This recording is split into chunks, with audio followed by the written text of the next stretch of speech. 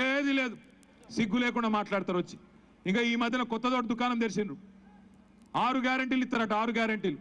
అమ్మ నేను ఒక మాట్లాడుతున్నా మిమ్లా, మీరు ఏదన్నా షాపుకు పోయి ఒక ఇస్త్రీ పెట్టె కొన్నా, ఒక మిక్సర్ గ్రైండర్ కొన్నా, షాప్ వాడు ఏం చెప్తాడు మీకు, ఇగో అక్క మీకు సంవత్సరం గ్యారెంటీ ఉంటుంది, వారంటీ ఉంటుంది, అటెన్గా ఉండదని చెప్తాడు. సంవత్సరమో 2 సంవత్సరాలు 5 సంవత్సరాలు అని చెప్తాడు, అంతేనా? మరి కాంగ్రెస్ పార్టీ పెట్టి ఎన్ని సంవత్సరాలే? 150 సంవత్సరాలే. అసలు ఆ పార్టీకి వారంటీ ఉన్నదా? ఎప్పుడో వీకింది, ఎప్పుడో ఎత్తిపోయింది ఆ పార్టీ. ఆ వారంటీ లేని పార్టీ ఇచ్చే గ్యారంటీని నమ్ముదామా, మళ్ళా మోసపోదామా ఆలోచన చేయండి. వారంటీయే లేదా పార్టీకి, వాడిచ్చే గ్యారంటీకి ఎవడు పక్కా, అసలు అందులో ఎవడు ముఖ్యమంత్రి, ఎవడు నాయకుడు? కప్పల తక్కెడాది. ఒకడు ఎగురుతుంటే ఒక 4 గుంజుతుంటారు వాళ్ళు. వాళ్ళు ఒక పార్టీ, వాళ్ళదో కథ, వాళ్ళు మాట అన్నట, వాళ్ళు గ్యారంటీ అట, ఆ కార్డు మనం నమ్మన్నట, నమ్మి మళ్ళీ ఈ సిపాయిలకు ఓటే అన్నట. ఒక్కసారి నేను మిమ్మల్ని ఆలోచించమని కోరుతున్నా.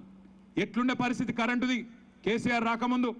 ఇదే పెద్దపల్లిలో ఎక్కడన్నా మన సుట్టపోల్లో, మన కులపోల్లో ఒక ఊళ్ళో పెద్ద మనిషి ఎవరైనా చచ్చిపోతే ఆ అంత్యక్రియలకు పోతే, ఆఖరి కార్యక్రమానికి పోతే ఏమందరు?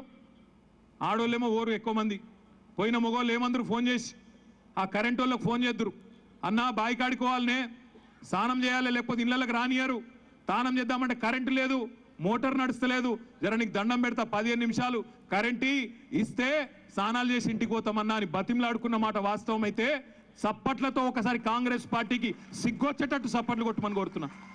నేను చెప్పింది తప్ప? మన అనుభవంలో లేదా ఇది? మనకే అనుభవం కాలేదా? మీ ఊళ్ళలో లేదా ఈ పరిస్థితి? ఇవాళ గదే కాంగ్రెస్ వాడు వచ్చి నీలిగితే ఊకుందామా? ఇవాళ ఏం తక్కువైంది పెద్దపల్లికి?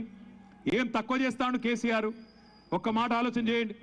పెద్దపల్లిలో 85,146 మంది రైతులకు మీరేం అడగకుండా, దరఖాస్తు పెట్టకుండా, యాసంగి పంట నాటేసే టైం వచ్చినప్పుడు, వానాకాలం పంట నాటేసే టైం వచ్చినప్పుడు ఫోను టింగు టింగు టింగు టింగు అనుకుంటా 73,000 కోట్ల రూపాయలు రైతు బంధు రూపంలో ఇచ్చిన మాట వాస్తవం అయితే గట్టిగా చప్పట్లతో ముఖ్యమంత్రి గారికి ధన్యవాదాలు చెప్పాలి.